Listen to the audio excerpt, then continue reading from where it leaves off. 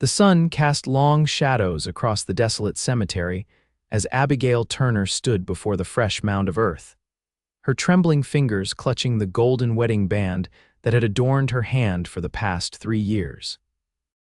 Dust swirled around her black mourning dress, the Wyoming Territory wind seeming to whisper her husband's name as she knelt down in the dirt, determined to bury the last physical reminder of her shattered marriage. It was 1876, 2 years since the influenza had swept through Medicine Bow, taking half the town with it, including Thomas, her husband. The ring had become unbearably heavy on her finger, a constant reminder of promises cut short and dreams unfulfilled. At 23, Abigail had already known more grief than many faced in a lifetime. "Time to let you rest," she whispered, digging a small hole with her bare hands at the foot of the grave.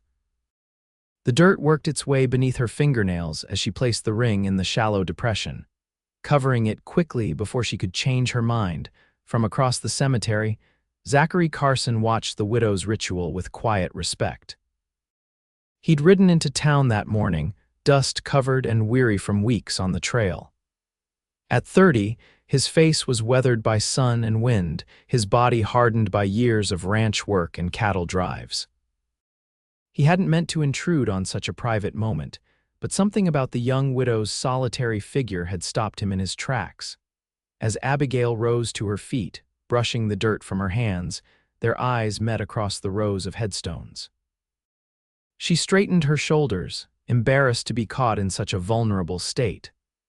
Zachary touched the brim of his worn Stetson in acknowledgement before turning away, leading his horse back toward town. The encounter lasted mere seconds, but something unspoken had passed between them, a recognition of grief, perhaps, or simply the connection of two souls adrift in the vastness of the frontier. 3 days later, Abigail stood behind the counter at Turner's General Store, the business she'd inherited after Thomas's death. The bell above the door jingled, and she looked up to see the stranger from the cemetery step inside, removing his hat as he crossed the threshold. "Morning, madam," he said, his voice gentle but carrying the confident resonance of a man accustomed to being heard across open ranges. "Good morning," Abigail replied, her hands automatically smoothing her apron. "How may I help you today?" looking to stock up before heading north. Zachary glanced around the well-organized store. "I need coffee, flour, beans, and ammunition for a .45 if you have it." Abigail nodded, moving with practiced efficiency as she gathered his supplies. Heading to Montana Territory, eventually, got a job offer from a rancher near Bozeman. As she measured coffee beans into a brown paper sack, Abigail found herself studying him more closely. His dark hair was in need of a trim, and his clothes were trail-worn but clean. Most telling were his hands, strong and calloused, but gentle as he examined a tin of tobacco. "You were at the cemetery the other day," she said suddenly, surprising herself with her directness. Zachary met her gaze steadily. "I was. Didn't mean to intrude on your privacy, madam. It's fine, I just—" She hesitated, setting the coffee on the counter. "It's not often I have an audience for my personal rituals." A faint smile touched his lips. "We all have our ways of saying goodbye." Something in his tone made her wonder what goodbyes he carried with him. Before she could respond, the door opened again and Sheriff Miller entered the store. "Morning, Abigail," the sheriff nodded, then eyed Zachary with professional curiosity. "New in town, stranger, just passing through," Zachary replied easily. "Zachary Carson," the sheriff relaxed slightly. "Any relation to the Carsons from Colorado, my uncle's family. I worked their spread until 74. This seemed to satisfy the sheriff, who turned his attention to Abigail. "Just wanted to check on you, Mrs. Turner. Saw some unfamiliar horses tied up outside." Abigail appreciated the concern but found herself slightly annoyed at being treated like someone in need of protection. "I'm fine, Sheriff. Mr. Carson is just purchasing supplies." After the sheriff departed, an awkward silence fell between them as Abigail tallied Zachary's purchases. "That'll be $3.45. Zachary counted out the money, his fingers brushing hers as he handed over the coins. The brief contact sent an unexpected warmth through her hand. It had been so long since she'd felt a man's touch, even one so innocent. "I noticed your farm on the edge of town," he said, gathering his supplies. "The fencing on the north side looks like it could use some attention." Abigail stiffened. "I manage just fine. Didn't mean to suggest otherwise, madam. Just an observation from someone who's fixed his share of fences." He settled his hat back on his head. "Thank you for the supplies, Mrs. Turner." After he left, Abigail found herself staring at the door longer than necessary. She absently touched her bare ring finger, a habit she hadn't yet broken. The next morning, Abigail woke before dawn and dressed quickly. The store wouldn't open until 9, giving her time to check on the small vegetable garden she maintained behind her house. As she stepped onto her back porch, coffee cup in hand, she froze at the sight before her. Zachary Carson was methodically repairing her chicken coop, the one that had been damaged during the last storm. He worked quietly, hammer in hand, a pile of fresh cut lumber beside him. "What do you think you're doing?" she called out, setting her cup down with more force than intended. Zachary looked up, seemingly unsurprised by her appearance. "Good morning, Mrs. Turner. Hope I didn't wake you." "That doesn't answer my question, Mr. Carson." He drove another nail into place before responding. "Noticed your coop was in bad shape. Thought I'd fix it before heading out." Abigail crossed her arms. "I don't recall asking for your help." "You didn't." He straightened, wiping sweat from his brow despite the morning chill. "Consider it payment for the kindness your town showed me. The saloon keeper mentioned you've been managing alone since your husband passed." His matter-of-fact tone deflated some of her indignation. It was true the coop had needed fixing for months, but between the store and her other chores, she hadn't found the time. "At least let me offer you breakfast," she said finally, her practical nature overcoming her pride. "It's the least I can do." Over a simple meal of eggs and biscuits, Abigail learned that Zachary had spent the last 8 years working ranches across the territories, from Texas to Wyoming. He spoke briefly of losing his parents to a river-crossing accident when he was 15, then making his way with various outfits, learning the trade of cattle and horses. "What about you?" he asked. "How did you come to Medicine Bow?" Abigail found herself telling him about meeting Thomas when she was 19, how they'd married quickly and headed west with dreams of building something of their own. "The store was for sale when we arrived. Thomas thought it was Providence." She smiled faintly at the memory. "We had a good life, brief as it was." "I'm sorry for your loss," Zachary said quietly. "It's been 2 years," she replied, surprised to find the words didn't catch in her throat as they once had. "I've made my peace with it, or at least I'm trying to." After breakfast, Abigail left to open the store while Zachary finished the repairs. She expected him to be gone when she returned home that evening, continuing on his journey north. Instead, she found him sitting on her front porch, whittling a small piece of wood. "Still here, Mr. Carson?" she asked, unable to keep a note of pleasure from her voice. He stood as she approached.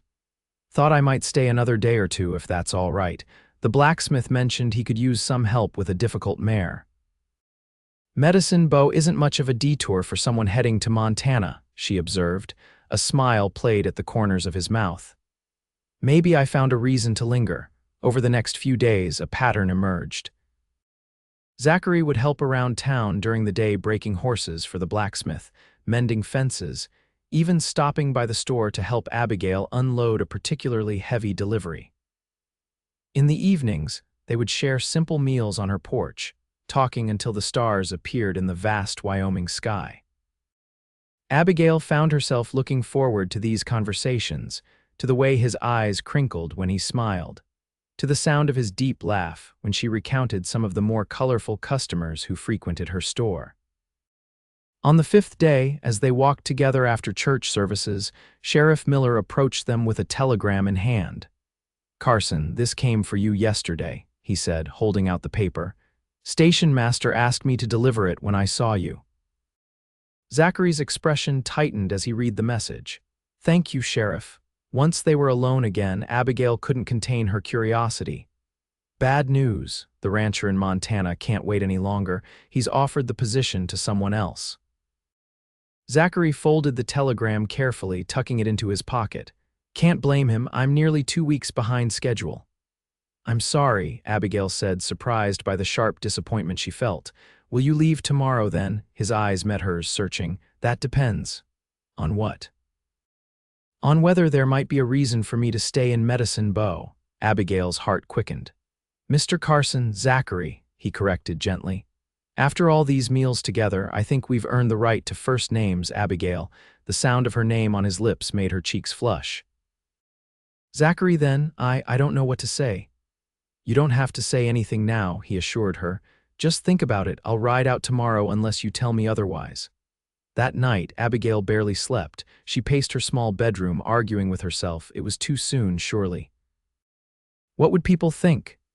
Yet when she tried to imagine returning to her solitary life, the empty house, the long evenings alone, she felt a hollowness in her chest that had nothing to do with grief. Dawn found her sitting on her back porch, watching as the first golden rays of sunlight illuminated the mountains to the west. She heard footsteps and looked up to see Zachary approaching, leading his saddled horse. Her heart sank. You're leaving. I thought I should get an early start, he said, his expression carefully neutral. Abigail stood, smoothing her skirt nervously. I've been thinking about what you said. And I think, perhaps there might be a reason for you to stay if you wanted to. The smile that broke across his face was like sunrise. I was hoping you'd say that. The blacksmith mentioned he's looking for a partner, she continued quickly, afraid she'd lose her courage. And Mrs. Peterson at the boarding house always has a room available. Zachary stepped closer, leaving his horse ground tied behind him. Is that what you want, Abigail, for me to work with the blacksmith and stay at the boarding house? She met his gaze, her breath catching at the warmth she saw there. It would be a start. Later that day, while Zachary spoke with the blacksmith about the potential partnership, Abigail found herself facing the curious stares and whispered comments of the townspeople. Most were kind, expressing happiness that she might have found companionship again, but others were less charitable in their assessment of the situation. Moving on awfully quick, isn't she? She overheard Mrs. Holloway murmur to another woman as they passed the store. Poor Thomas barely cold in his grave. The words stung, though Abigail knew they were unfair. 2 years was hardly quick by any standard, and Thomas would have wanted her to find happiness again. Still, doubt crept in, and by the time Zachary arrived for supper that evening, her mood had darkened considerably. The blacksmith and I reached an agreement, he announced happily as they sat down to eat. I start tomorrow. He's even offered me the room above the smithy so I won't need to stay at the boarding house. Abigail nodded distantly, pushing food around her plate. Abigail, Zachary's voice softened with concern. What's wrong? She set down her fork with a sigh. People are talking. People always talk in small towns. They think I'm disrespecting Thomas's memory. Zachary was quiet for a moment. Do you think that? No, she said firmly, then hesitated. At least I didn't until today. Now I'm not sure.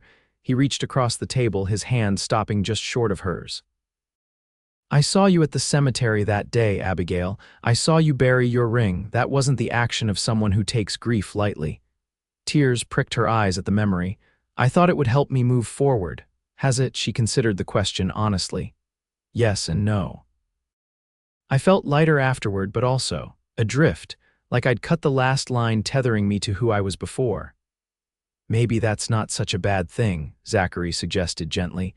The woman you were before experienced tremendous loss. The woman you are now has the chance to build something new. His words resonated with something deep inside her. When did you become so wise, Cowboy? A smile tugged at his lips. Must be all that time spent under the stars. Gives a man plenty of opportunity to think. The weeks that followed were a delicate dance of growing closeness and careful boundaries. Zachary proved himself a skilled blacksmith's assistant, earning the respect of the townspeople through his hard work and fair dealings. He took his meals with Abigail most evenings, but always returned to his room above the smithy afterward, mindful of her reputation. For her part, Abigail found herself smiling more, laughing freely in a way she hadn't since before Thomas fell ill. The whispers gradually subsided as the town accepted Zachary's presence in their midst. One Sunday afternoon in late summer, Zachary suggested they take a picnic to the meadow beyond the creek. The day was perfect clear blue skies, a gentle breeze, and wildflowers nodding in the tall grass. They spread a blanket beneath a cottonwood tree and unpacked the basket Abigail had prepared. "I've been thinking," Zachary said as they finished their meal, leaning back against the tree trunk. "A dangerous pastime," she teased, plucking a daisy from the grass beside the blanket. "I'm serious, Abigail." His tone made her look up. "These past months have been the happiest I can remember, being with you, building a life here. It feels right in a way nothing else ever has." Her heart began to race. "It's been good for me too." "I know it's still early," he continued, shifting to face her more directly. "And I know there will always be a part of your heart that belongs to Thomas. I wouldn't want to change that. Zachary, please let me finish." He took a deep breath. "I'm not asking for any promises today. I just want you to know that whenever you're ready, if you're ever ready, I'll be here. I love you, Abigail Turner." The simple declaration hung in the air between them, honest and unadorned. Abigail felt tears well in her eyes, but they weren't tears of sadness or confusion. For the first time in years, they were tears of pure, uncomplicated joy. "I think I've been falling in love with you since that first morning you fixed my chicken coop," she admitted, her voice barely above a whisper. The kiss that followed was gentle at first, then deepened with the release of feelings long held in check. When they finally pulled apart, Abigail rested her forehead against his, savoring the closeness. "I never thought I'd find this again," she murmured. Zachary brushed a strand of hair from her face. "Neither did I." As autumn painted the landscape in golds and reds, their courtship continued with the town's blessing. Zachary expanded the blacksmith's business, introducing new services like wagon repair that brought customers from neighboring settlements. Abigail's store thrived as well, with Zachary building additional shelving to accommodate her growing inventory. One crisp October evening, they sat on her porch swing, wrapped in a quilt against the growing chill. The setting sun cast long shadows across the yard where Zachary had planted apple trees in the spring. "Winter will be here soon," Abigail observed, watching a flock of geese heading south. Zachary agreed, his arm tightening around her shoulders. "Makes a man think about having a warm hearth to come home to." She smiled at his not-so-subtle hint. "Is that your way of saying you're tired of climbing those stairs to your room above the smithy?" "It's my way of saying I want to build a life with you, Abigail." He shifted to look at her directly. "I want to wake up beside you every morning and fall asleep with you every night. I want to see those apple trees bear fruit next summer and plant more the summer after that." Abigail's breath caught. "Are you proposing, Zachary Carson?" "I'm trying to," he chuckled nervously. "Though I'm making a mess of it." "No," she whispered, touching his cheek. "You're doing just fine." He captured her hand, pressing a kiss to her palm. "Then let me do this properly." Slipping from the swing to one knee before her, he said, "Abigail Turner, I love you with everything I am.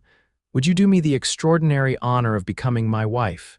"Yes," she answered without hesitation. "Yes, I will." Joy lit his features as he reached into his pocket, then paused, his expression falling slightly. "I don't have a ring yet. I was planning to ride to Cheyenne next week to find one worthy of you." Abigail shook her head, remembering the small golden band buried at the foot of Thomas's grave. "I don't need a ring, Zachary." A thoughtful look crossed his face. Releasing her hand, he removed his worn Stetson, the same hat he'd been wearing the day they met in the cemetery. With deliberate care, he placed it on her open palm. "Until I can give you a proper ring, would you accept this instead?" he asked softly. "It's not much, but it's been with me through every step that led me to you." Tears blurred Abigail's vision as she clutched the hat to her chest. "It's perfect." They were married on the first Sunday of November, 1876, in the small white church that served Medicine Bow. The entire town turned out for the occasion, the pews filled with the same people who had supported Abigail through her darkest days. Sheriff Miller gave the bride away, and Mrs. Peterson from the boarding house wept openly during the vows. Even Mrs. Holloway, who had been among the first to gossip about their courtship, pressed a hand-embroidered tablecloth into Abigail's hands after the ceremony, whispering, "Every home needs beauty, dear." At the reception held in the town hall, Zachary surprised Abigail by leading her to the center of the room for their first dance as husband and wife. As they moved together to the fiddle's sweet melody, he leaned close to her ear. "I have something for you," he murmured, guiding her hand to his pocket. Her fingers encountered a small velvet pouch. Inside was a delicate gold band set with a single pearl. "Zachary, it's beautiful, not as beautiful as you." He took the ring and slipped it onto her finger. "But I thought the pearl was fitting something precious that forms from adversity." Abigail looked from the ring to his face, her heart so full it felt it might burst. "I love it, and I love you. Does this mean I can have my hat back?" He teased, nodding to where his Stetson hung on a peg near the door, exactly where she'd placed it upon entering. She laughed, the sound bright and free. "Not a chance, Cowboy, that hat is mine now." Later that night, in the privacy of their home, now truly theirs together, Abigail and Zachary stood in the bedroom, the lamplight casting a warm glow over everything. The nervousness Abigail had expected to feel had dissolved, replaced by a sense of rightness and belonging. "What are you thinking?" Zachary asked, coming to stand behind her, his hands gentle on her shoulders. "I'm thinking about journeys," she replied honestly. "About how the road that brought me the greatest pain also led me to you." He turned her to face him, his eyes filled with understanding. "Life has a way of surprising us." "Indeed it does, Mr. Carson." She rose on tiptoes to kiss him. "Indeed it does." Spring came early to Medicine Bow in 1877, bringing with it new beginnings. The apple trees Zachary had planted bloomed white and fragrant, promising a bountiful harvest. The blacksmith shop expanded, taking on a second apprentice to handle the growing business. And Abigail's store flourished under their combined management, becoming a hub for travelers and townspeople alike. But the greatest joy came on a warm May morning when Abigail placed Zachary's hand on her still flat stomach, her eyes shining with secret knowledge. "Are you certain?" he asked, his voice hushed with wonder. "Dr. Wilson confirmed it yesterday," she nodded. "We'll welcome our child around Christmas." Zachary let out a whoop of joy, lifting her off her feet and spinning her in a circle before carefully setting her down again. "A baby," he marveled, "our baby." As her pregnancy progressed, Abigail found herself reflecting on the journey that had brought her to this moment of profound happiness. One afternoon in her 7th month, she asked Zachary to accompany her to the cemetery, a place she had avoided since the day she buried her ring. They stood together before Thomas's grave, now neatly maintained but no longer fresh with grief. Zachary kept a respectful distance as Abigail placed a small bouquet of late-blooming wildflowers at the base of the headstone. "I wanted to tell him about the baby," she explained afterward as they walked hand in hand back toward town. "It felt important somehow." Zachary squeezed her fingers gently. "I understand. He'll always be part of your story, part of what made you the woman I love." "Thank you for that," she said, leaning against his shoulder, "for understanding that love doesn't diminish what came before. It just grows to encompass more," he finished for her. On December 18, 1877, after 14 hours of labor, Abigail gave birth to a healthy baby girl with Zachary's dark hair and her own determined chin. They named her Hope, a testament to the future they had found together. As Zachary held his daughter for the first time, his weather-worn hat hanging on the bedpost beside them, Abigail was struck by how perfectly her life had come full circle. She had buried her past that day in the cemetery, never imagining that the silent observer would become the author of her new beginning. "She's perfect," Zachary whispered, carefully returning the swaddled infant to Abigail's arms. "She is," Abigail agreed, making room for him to sit beside her on the bed. "And so is this all of it." Outside their window, snow began to fall, blanketing Medicine Bow in pristine white. Inside, warmed by love and the promise of tomorrow, Abigail Turner Carson held her family close, grateful for the unexpected path that had led her home. Years later, When Hope was old enough to ask about the worn Stetson that held a place of honor in their parlor, Abigail would tell her the story of a widow who buried her ring and the cowboy who offered his hat instead, a simple exchange that had somehow contained all the promise of the future they would build together.